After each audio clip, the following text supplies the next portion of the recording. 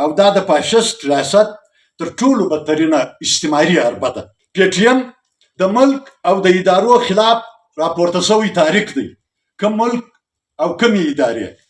نورالله ترین د هغه ماشومانو خویندو میندو او سپین ږیرو لپاره غږ پورته کوي چې فاشست ریاست او پیپلز پارټۍ د کراچي او لیاري په زندانونو کې په ډېره بېرحمانه بې ایمانه او وحشیانه توګه بندیان ساتلي. فاشست ریاست او د سټیبلیشمنت د پی ټی ایم پیپلز ګوند تنخوادارو د شناختي کارت او افغاني په نوم یو وار لوټل بیا یې زندانونو ته رسول. پی ټی ایم ملي بیرغ پر جګر ونیوی چې اشغالګرو وغورځوي. پی ټی ایم قام ته هنداره ورښکاره کړه او قام ته په هنداره کې د ډېرو انسانانو څېرې د لیوانو په بڼه ورښکاره سوې او کله مخامخ په ډزو نوربادشاه په شان مخکش او مبارز په نښه کوي. تنظیم، ډسپلین، پیاوړتیا او منظمه کېدل.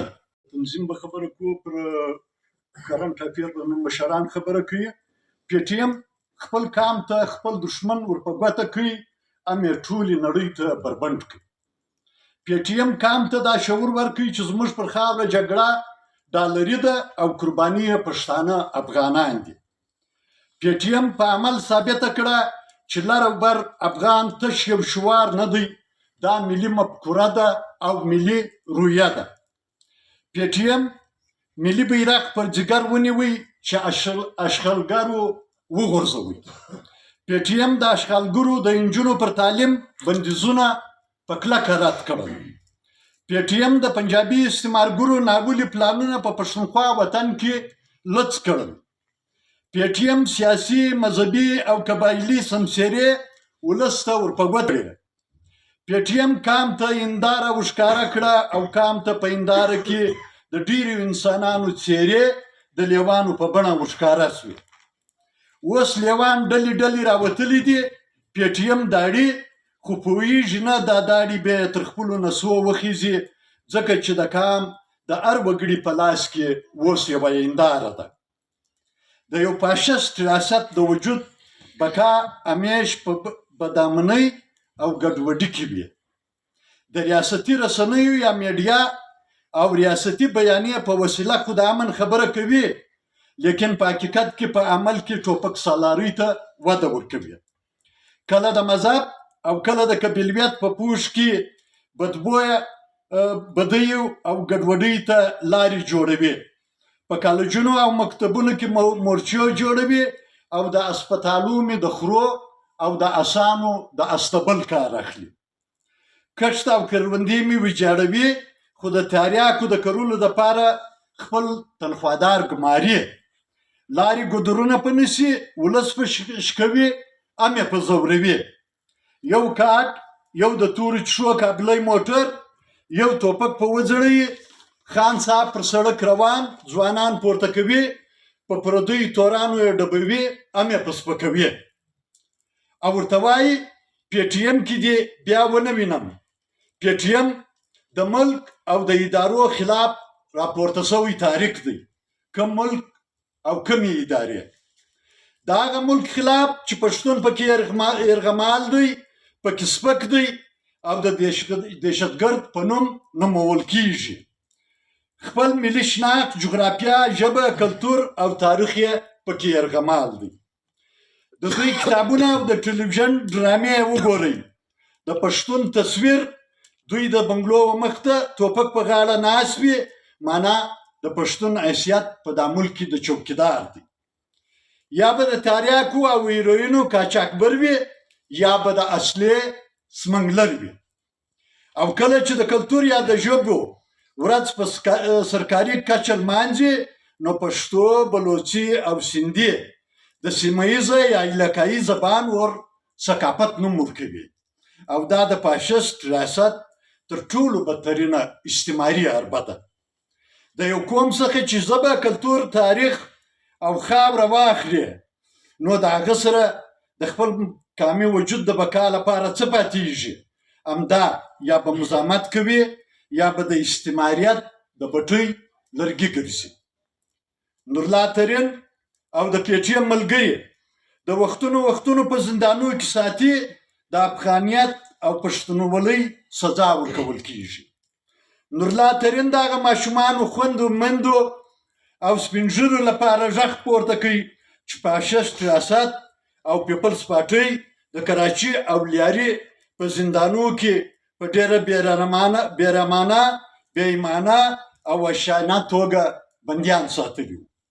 نورالله ترین د هغه ځوان افغان او سپین ږیري بابا د خولې اواز و چې فاشیسټ ریاست او د سټیبلیشمنټ د پی ټیم پیپلز ګوند تنخوادارو د شناختي کارت او افغاني په نوم یو وار لوټل بیا یې زندانونو ته رسول. د همدا کراچي په زندانونو کې د مندو بچي وزېږېدل. تر دې نو د یو قام بېوسي نوره څنګه وي، خو نورالله ترین د پی ټي ایم د ځوانانو په ملتیا مزاحمت وکړ او نورالله ترین تر اوسه د زندان د دیوالو تر شا ورځې شپې تېروي، خو پر خپل ووټ او موقف ټینګ ولاړ دی. نورالله ترین سیاسي کېده دی، د ضمیر کېده دی.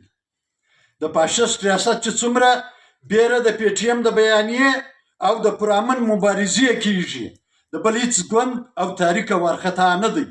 دا ځکه کله د خلق مر پیښه تکرار کی او کله مخامخ په ډزو نور باچا په شان مخکش او مبارز په نخښه کوي.